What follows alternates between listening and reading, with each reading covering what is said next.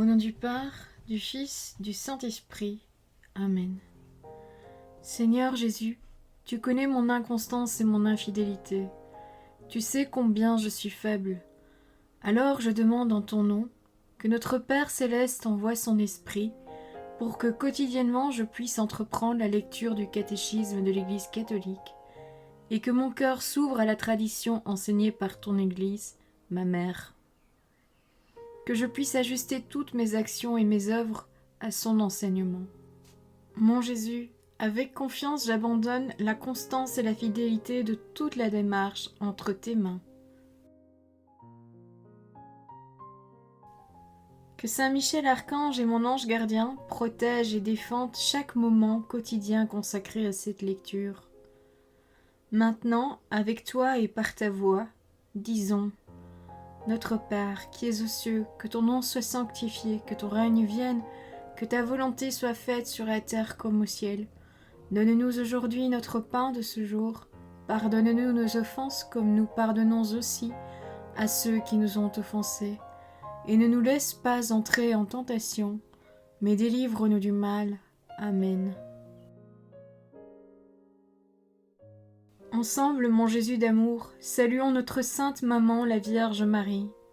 Entre ses mains, je remets mon cœur, mon âme, ma volonté et ma vie, afin que par ses soins règne en moi la volonté du Père, et qu'en ses mains mes œuvres soient gardées, transformées, en parfaite offrande rayonnante de la lumière de Dieu, pour sa gloire, le salut des âmes et la consolation des âmes du purgatoire. Je te salue Marie, comblée de grâce. Le Seigneur est avec toi, tu es bénie entre toutes les femmes, et Jésus, ton enfant, est béni. Sainte Marie, Mère de Dieu, prie pour nous, pauvres pécheurs, maintenant et à l'heure de notre mort. Amen. Je te salue Marie, comblée de grâce, le Seigneur est avec toi. Tu es bénie entre toutes les femmes, et Jésus, le fruit de tes entrailles, est béni. Sainte Marie, Mère de Dieu, prie pour nous, pauvres pécheurs, maintenant et à l'heure de notre mort. Amen. Je te salue Marie, comblée de grâce, le Seigneur est avec toi, tu es bénie entre toutes les femmes, et Jésus, le fruit de tes entrailles, est béni. Sainte Marie, Mère de Dieu, prie pour nous pauvres pécheurs, maintenant et à l'heure de notre mort. Amen.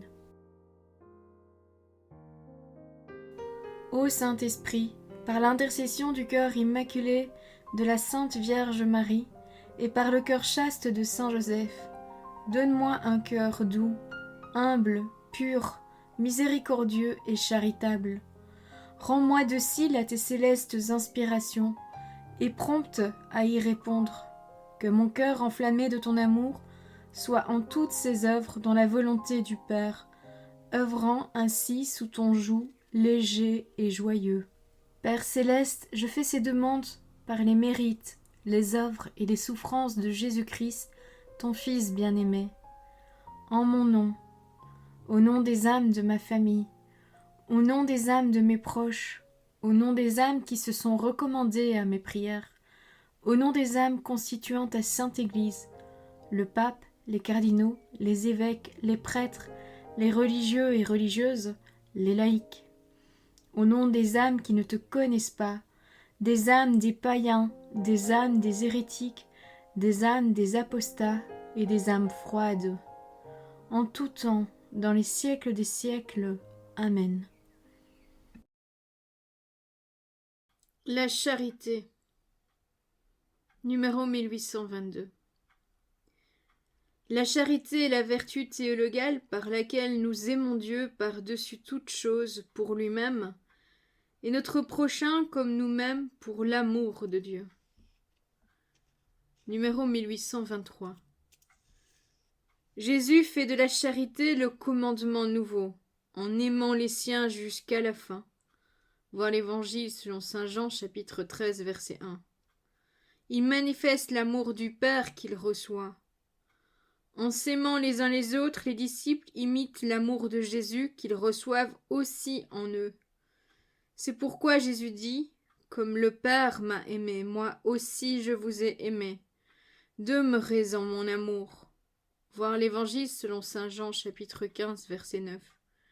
Et encore, « Voici mon commandement, et aimez-vous les uns les autres comme je vous ai aimé.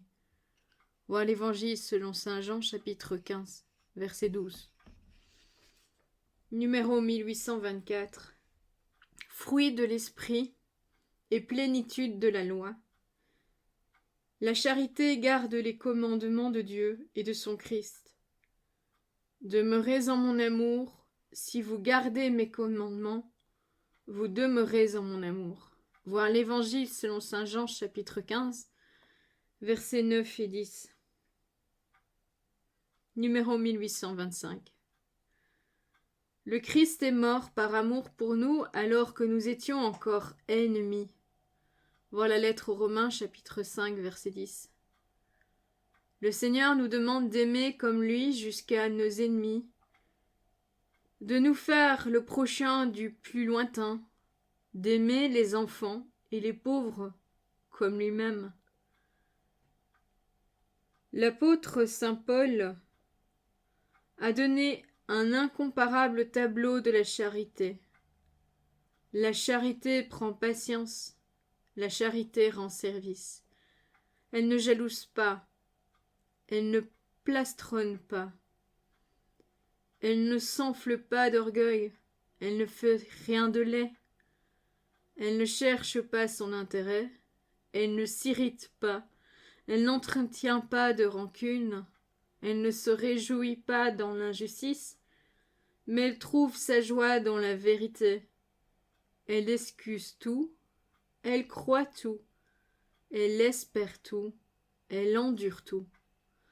Voir la première lettre aux Corinthiens, chapitre 13, les versets 4 à 7.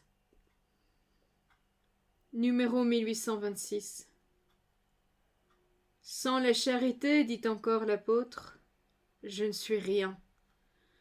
Et tout ce qui est privilège, service, vertu même, sans la charité, cela ne me sert à rien. Voir la première lettre aux Corinthiens, chapitre 13, les versets 1 à 4. La charité est supérieure à toutes les vertus. Elle est la première des vertus théologales. Les trois demeurent, la foi, l'espérance et la charité. Mais la charité est la plus grande. Voilà la première lettre aux Corinthiens, chapitre 13, les versets 1 à 3. Numéro 1827. L'exercice de toutes les vertus est animé et inspiré par la charité. Celle-ci est le lien de la perfection. Voilà la lettre aux Colossiens, chapitre 3, verset 14. Elle est la forme des vertus. Elle les articule et les ordonne entre elles. Elle est source et terme de leur pratique chrétienne. La charité assure et purifie notre puissance humaine d'aimer. Elle l'élève à la perfection surnaturelle de l'amour divin. Numéro 1828. La pratique de la vie morale animée par la charité donne aux chrétiens la liberté spirituelle des enfants de Dieu. Il ne se tient plus devant Dieu comme un esclave dans la crainte servile, ni comme le mercenaire en quête de salaire, mais comme un fils qui répond à l'amour de celui qui nous a aimés le premier. Voir la première lettre de saint Jean, chapitre 4, verset 19.